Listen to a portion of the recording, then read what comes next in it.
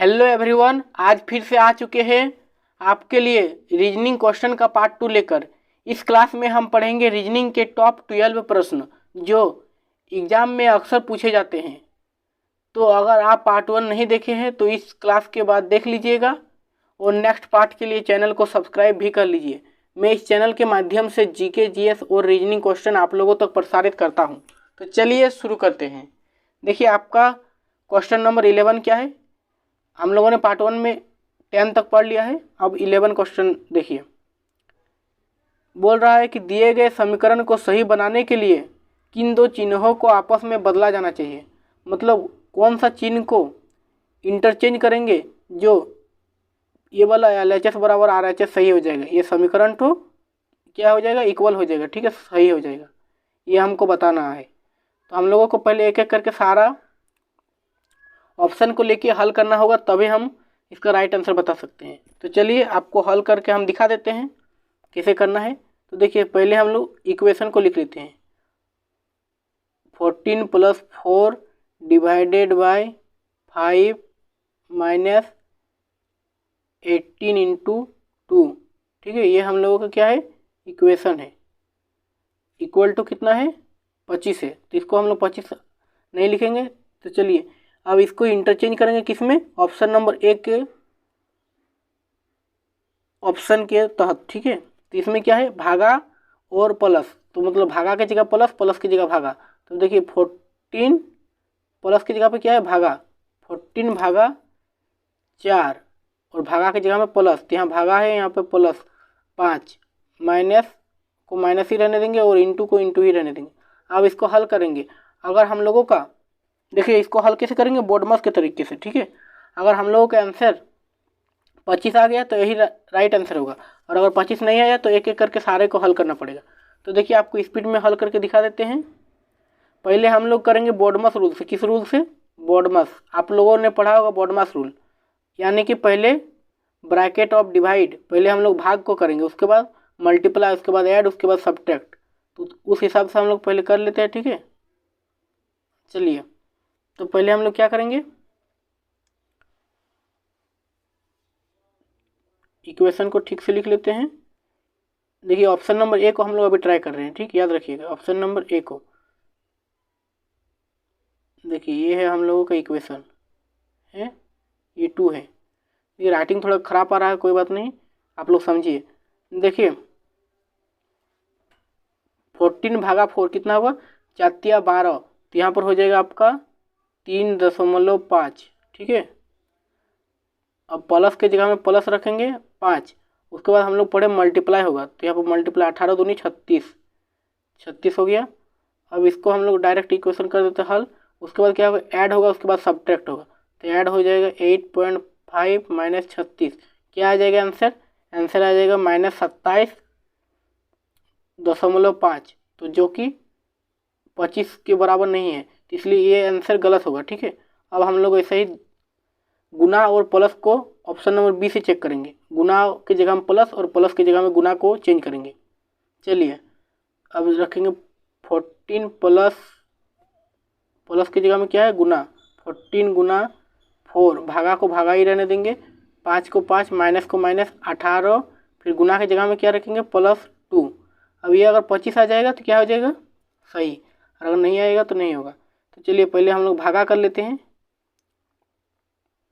14 × 4 divided by 5 क्या होगा, 5 × 4 = 8, 5 = 40। तो 0.8 कितना हो जाएगा, 0.8 हो जाएगा। ठीक है, रुकिए इसको यहाँ पर हो जाएगा 4/5, ये वाला भागा का चिन्ह है, तो यहाँ पर हो जाएगा 0.8 माइनस 18 + 2, इधर लिख देते हैं हम लोग 20। ठीक है, अब चलिए गुना को कर लेते हैं। 14 × 0.8 तो कितना हो जाएगा, 112, 11.2 माइनस 20, जो कि आ जाएगा हम लोगों का आंसर कितना, -8.8। ये भी गलत हो जाएगा। ठीक है, अब हम लोग ऑप्शन नंबर सी को करते हैं। ऑप्शन नंबर सी क्या है, गुना और माइनस को इंटरचेंज करेंगे। +4 भागा 5 माइनस की जगह में क्या होगा, गुना, और गुना की जगह पे माइनस। 18 माइनस 2 हो गया। देखिए इक्वेशन से चेंज कर रहे हैं, याद रखिएगा, इसको चेंज करके हल कर रहे हैं सिर्फ, और कुछ नहीं करना है।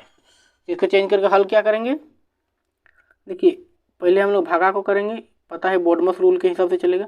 4/5 यहाँ पर 0.8 हो जाएगा, इंटू 18 माइनस 2। चलिए अब फिर से इसको इंटू कर लेते हैं, कितना हो जाएगा, 14 को 14 ही रहने देंगे, 0.8 इंटू 18 कितना हो जाएगा, 144, मतलब 14.4 माइनस 2। ठीक है, इतना तो समझ गए। अब आगे क्या करेंगे, तो चलिए पहले इसको हटाना पड़ेगा, तभी आगे हम लोग देख सकते हैं। तो देखिए पहले हम लोग क्या देखे, 14 क्या था, फिर प्लस 14.4 माइनस 2 ये था। अब पहले ऐड होगा, तो 14 14 28 28.4 28.4 माइनस 2, तो इसका आंसर क्या हो जाएगा, 26.4, जो कि 25 के इक्वल नहीं है, तो इसलिए क्या हो जाएगा, 25 के इक्वल नहीं है, तो ये भी आंसर रॉन्ग हो जाएगा, इसको भी नहीं बदला जाना चाहिए। अब ऑप्शन नंबर डी बच रहा है, तो यही वाला आंसर होगा, कहीं कि एक ही को ऑप्शन बच रहा है, लेकिन फिर भी हम लोग 3 को हल किए, तो एक को भी हल कर लेते हैं। चलिए ऑप्शन नंबर डी में क्या बोल रहा है, भागा और गुना को एक्सचेंज करेंगे। 14 + 4 भागा की जगह में आपका गुना हो जाएगा, ठीक है। चलिए यहाँ पर गुना कर दिए, 5 माइनस 18 गुना की जगह में भागा 2। अब चलिए इसको देखते हैं 25 आता है कि नहीं। 14 + 4 इंटू 5 माइनस 18 भागा 2 कितना हो जाएगा, 9 9 हो गया, माइनस 9। अब क्या करेंगे, अब गुना पहले होगा, 14 + 20 माइनस 9। अब क्या होगा, ऐड होगा, तो यहाँ पर 14 और 20 कितना हो जाएगा, 14 और 20 हो जाएगा आपका 34 माइनस 9, जो कि हो जाएगा 25। तो देखिए 25 इक्वल हो गया, LHS बराबर RHS, तो ये क्या हो जाएगा, ये समीकरण सही हो जाएगा, ठीक है। तो इसका राइट आंसर क्या हो जाएगा, ऑप्शन नंबर डी। अब चलिए दूसरा प्रश्न की ओर। देखिए क्वेश्चन नंबर 12 क्या बोल रहा है, क्वेश्चन नंबर जो कि इस प्रश्न का 2 है। निम्नलिखित 4 संख्याओं में से 3 एक निश्चित तरीके से समान है और एक अलग है, तो विषम को चुनिए। तो विषम को हम लोगों को चुनना है ऑप्शन में, ठीक है। एगो है आपका 130, 60, 52 और 78, तो इसमें कौन विषम है, इसको चुनना है। तो कैसे चुनेंगे, तो पहले देखिए संख्या सब क्या कॉमन है, कुछ कॉमन नज़र आ रहा है, ध्यान से देखिए। तो देखिए ये सभी में हम लोगों को कॉमन एक चीज़ नज़र आ रहा है कि 3 गो संख्या 13 से कट जा रहा है, पूर्णतः कट जा रहा है, मतलब 13 का गुणनखंड है। कौन वाला, 3 गो, एगो है आपका 130, 13 10 से 130, 13 4 52, 13 6 78, ये भी हो जा रहा है। यानी कि सिर्फ आपका 60 हो जा रहा है क्या, विषम, ये 13 का पहाड़ा से पूर्णतः नहीं कटता है, ठीक है। तो इसका राइट आंसर हो जाएगा ऑप्शन नंबर बी, क्योंकि 13 का गुणनखंड 3 गो है और एगो आपका नहीं है। अब देखिए अगला प्रश्न, ये बहुत ही इम्पोर्टेंट प्रश्न है। यदि AN को 14 लिखते हैं और CAT को 60 लिखते हैं, तो BG को क्या लिखेंगे। तो अब ये क्या बोल रहा है, AN को क्या लिखते हैं 14 और CAT को 60, तो AN को 14 कैसे लिख रहा है, ये वाला हम लोगों को पहले जानना पड़ेगा।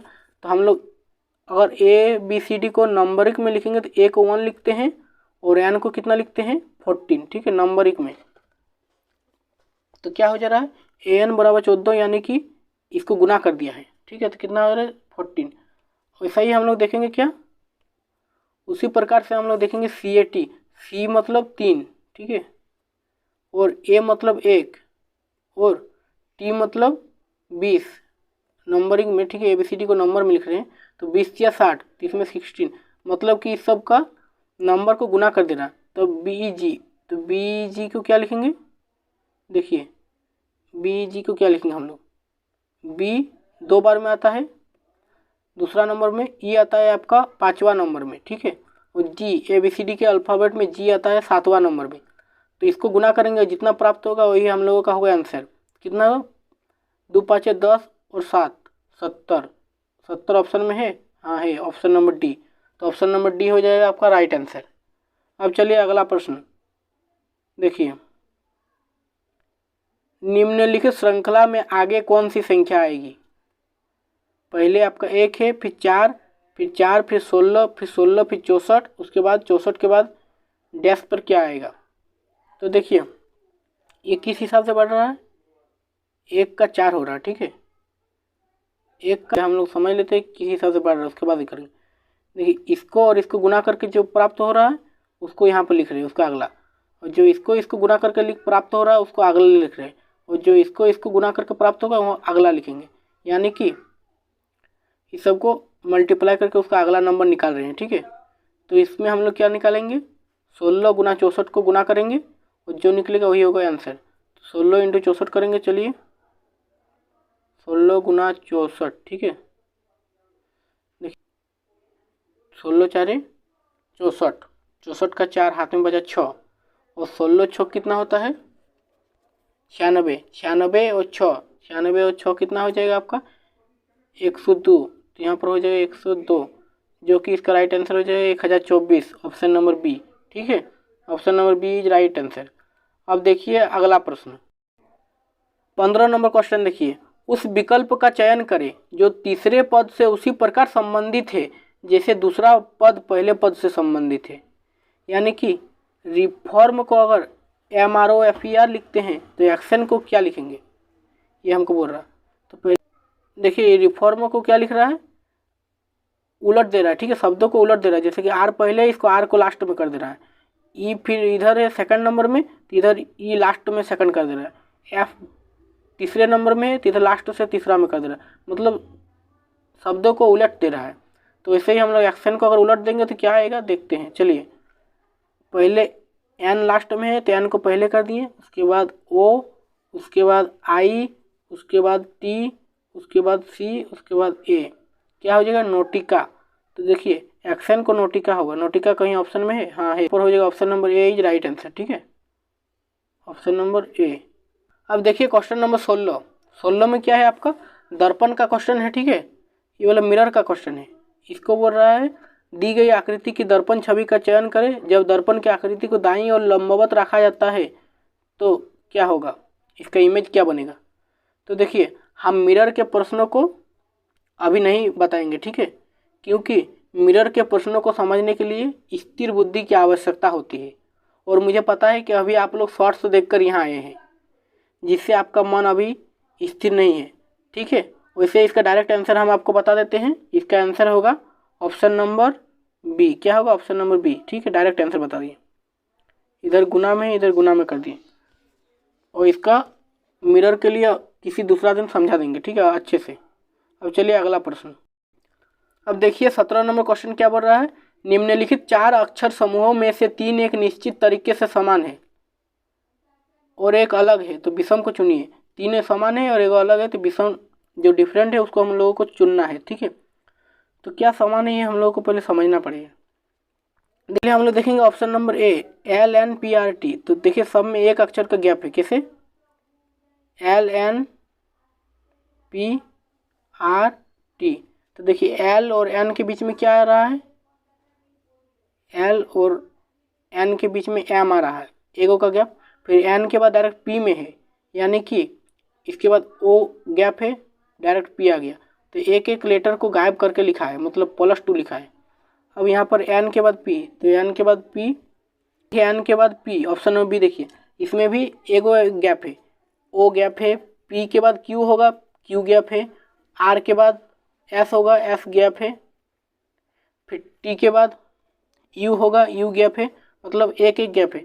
लेकिन देखिए ऑप्शन नंबर सी में आपका क्या हो जा रहा है, ऑप्शन नंबर सी इसका राइट आंसर होगा, क्योंकि इसमें H के बाद I गैप है, ठीक है, लेकिन J के बाद डायरेक्ट ये M पे चल गया है, जो कि यहाँ पर एक लेटर नहीं 2 लेटर को गैप कर दिया। क्या J के बाद K और L 2 लेटर गैप है, इसलिए ये हो जाएगा आपका राइट आंसर, जो कि डिफरेंट है, ठीक है। तो ऑप्शन नंबर सी डिफरेंट है, ऑप्शन सी इसका राइट आंसर हो जाएगा।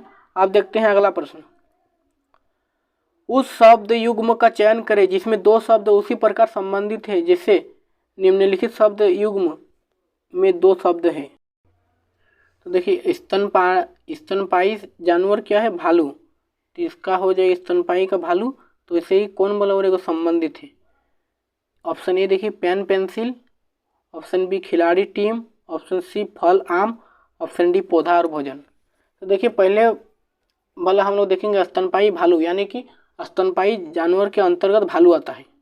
ठीक है, स्तनपायी एगो क्या है, जानवर का जाति का बोध हो रहा है और उसी की जाति के अंतर्गत भालू आ रहा है। ठीक है, ठीक इसी प्रकार क्या हो जाएगा इसका right answer option number C, फल एगो जाति का बोध हो रहा है और इसके अंतर्गत आम एगो फल आ रहा है। ठीक है, इसका जो राइट आंसर ऑप्शन सी।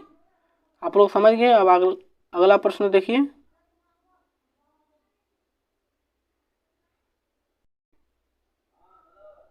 देखिए 19 नंबर, एक निश्चित भाषा में EMBEZZLE को MEEBZZEL के रूप में कोडित किया जाता है।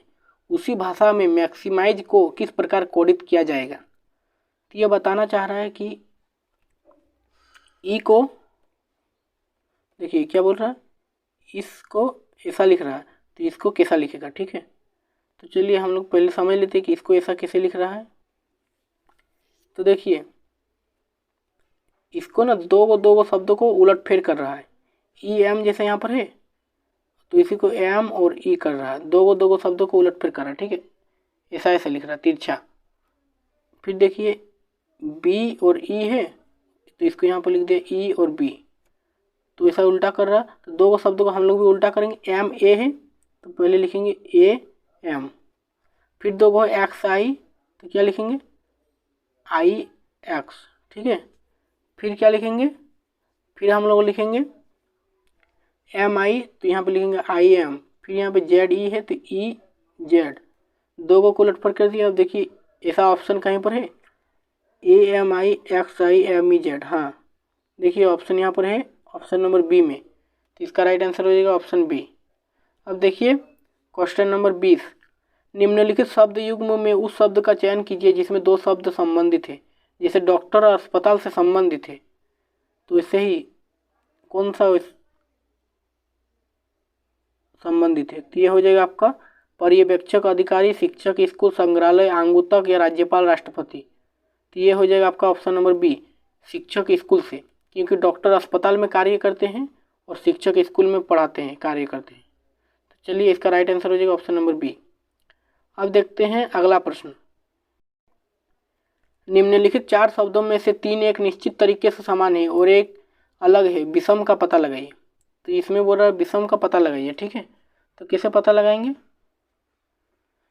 तो देखिए यहाँ पर हम लोगों को पहले इसके लिए मीनिंग को जानना जरूरी है। थोड़ा इसका इंग्लिश मीनिंग में क्या हो रहा है इसको जानना जरूरी है। तो देखिए फ्लॉ और डिफेक्ट क्या होता है, तो फ्लॉ मतलब हमको नहीं पता है लेकिन इतना जरूर पता है, डिफेक्ट मतलब क्या होता है, दोष, गलती। ठीक है, तो फ्लॉ मतलब ही लगभग वैसा ही, तो बोलते नहीं कि उसका बात तो फ्लॉ निकल गया, यानी कि गलत निकल गया, डिफेक्ट निकल गया। तो ये क्या हो जाएगा, फ्लॉ और डिफेक्ट सेम सेम है वर्ड, तो ये हो जाएगा अलग नहीं है, ये सेम सेम है। ठीक है, मतलब सिमिलर दोनों है, गलती और दोष एक ही होता है। वैसा ही मेंट मतलब क्या होता है, मरम्मत, और रिपेयर मतलब हम लोग जानते हैं रिपेयर मतलब भी मरम्मत होता है। तो ये भी क्या हो जाएगा सेम सेम। ठीक है, देखिए ऑप्शन नंबर सी देखिए वैकेंट और एम्प्टी। तो वैकेंट मतलब होता है क्या होता है, खाली, और एम्प्टी मतलब भी खाली, ये भी सेम है। तो एक ही का ऑप्शन बच रहा है, तो यही राइट आंसर हो जाएगा ऑप्शन नंबर डी। फिर भी हम लोग इसका मीनिंग थोड़ा समझ लेते हैं। देखिए सिंक मतलब क्या होता है, सिंक मतलब डूबना होता है, और फ्लोट मतलब हम लोगों को पता है, बोलते हैं कि लकड़ी पानी में क्यों फ्लोट करता है, कील डूब जाता है लेकिन नाव क्यों फ्लोट करता है, तो फ्लोट मतलब क्या होता है, तैरना। तो ये डूबना और तैरना ऑपोजिट वर्ड है, तो इसका राइट आंसर क्या हो जाएगा ऑप्शन नंबर डी। डी आपका भिन्न है, ठीक है, अलग है। अब चलिए अगला प्रश्न हम लोग देखते हैं जो कि इस क्वेश्चन का लास्ट प्रश्न होगा। उस आकृति का चयन करें जिसमें दी गई आकृति अंतर्निहित है। मतलब उस आकृति का चयन करना हमको जो दिया गया इसमें अंतर्निहित है, मतलब ये आकृति आपका इस किसी आकृति में समाहित है, तो ये वाला हम लोगों को ढूंढना है। देखिए हम लोगों को ऑप्शन नंबर ए में ही मिल गया है। क्या है ये आकृति, ऐसे ऐसे फिर ऐसे फिर थोड़ा सा ऐसे। तो देखिए यहाँ पर हम लोगों को मिल गया, कहाँ पर, ध्यान देके देखिए, हम लोगों को ये आकृति ऑप्शन नंबर ए में बीच वाला ई वाला मिल गया। देखिए ई वाला, ए वाला है, ऐसे ऐसे, ठीक है। कहाँ पर है ये वाला? आप लोगों को तर्क लगाने का है। कहाँ पर? यहीं पर है, बीच में। बीच का जो लाइन है ना, इस लाइन को ध्यान से देखिए, ये वाला आकृति आपको मिल रहा है। तो इसका आंसर हो जाएगा option number A, right answer हो जाएगा ऑप्शन नंबर ए, ठीक है। मैं आशा करता हूँ कि मैंने अभी आपको जितना प्रश्न बताया है आपको भली भांति समझ आ गया है। ऐसे ही और वीडियोस के लिए हमारे चैनल को सब्सक्राइब कर लीजिए। और यदि इस प्रश्न का PDF और कोई भी वैकेंसी रिलेटेड इन्फॉर्मेशन चाहिए तो आप हमारे व्हाट्सएप और टेलीग्राम चैनल में ज्वाइन हो सकते हैं, जिसका लिंक मैंने अपना वीडियो का डिस्क्रिप्शन में दे दिया हूँ। तो मिलते हैं नेक्स्ट वीडियो पर। जय हिंद, वंदे मातरम।